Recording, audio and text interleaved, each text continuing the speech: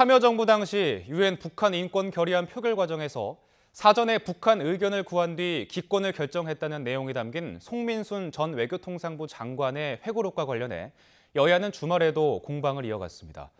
새누리당은 이게 일종의 국기문란 행위라며 당시 청와대 비서실장이었던 더불어민주당 문재인 전 대표를 몰아붙였고, 문 전 대표와 더민주는 권력형 비리 의혹 사건을 덮으려는 색깔론 공세라고 일축했습니다. 이형원 기자입니다.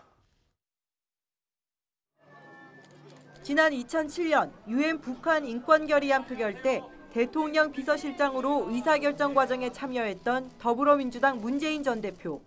당시 남북 채널을 통해 북한의 의견을 들은 뒤 기권 결정을 하게 됐다는 송민순 전 외교부 장관의 회고록이 나오면서 문 전 대표가 도마 위에 올랐습니다. 새누리당은 대한민국 주권을 북한에 바친 것과 다름없다고 지적했습니다. 이정현 대표는 사실상 북한과 내통한 것이라며 당시 대통령 기록물을 열람해 사실관계를 철저히 규명해야 한다고 강조했습니다. 지금 문 전 대표님의 오는 그러한 해명, 사실인지 아닌지도 차분하게 검증이 돼야 될 것입니다. 헌법적인 가치, 이러한 문제이기 때문에 국민들과 함께 차분하게 해결해야 됩니다.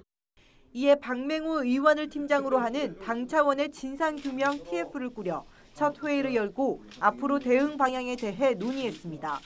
그러면서 회고록 내용이 사실로 드러나면 대선을 포기하는 것은 물론 정계 은퇴도 고려해야 할 것이라고 문 전 대표를 압박했습니다.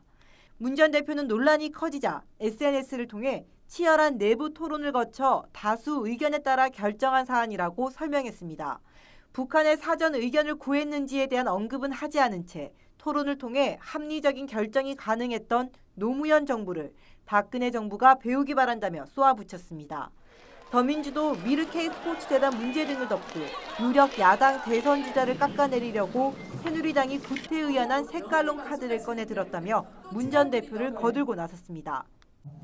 해야 될 국정조사가 엄청 많은데 개인 회고록을 놓고 누구 말이 맞나 안 맞나 국정조사를 하자는 이 국정 운영을 포기한 이 절대 권력 집단을 보면서 국민의당이 말을 아낀 채 일단 사태 추이를 지켜보고 있는 가운데 송민순 회고록을 둘러싼 여야의 공방은 내년 대선을 겨냥한 전국 주도권 경쟁과 맞물리면서 당분간 이어질 전망입니다.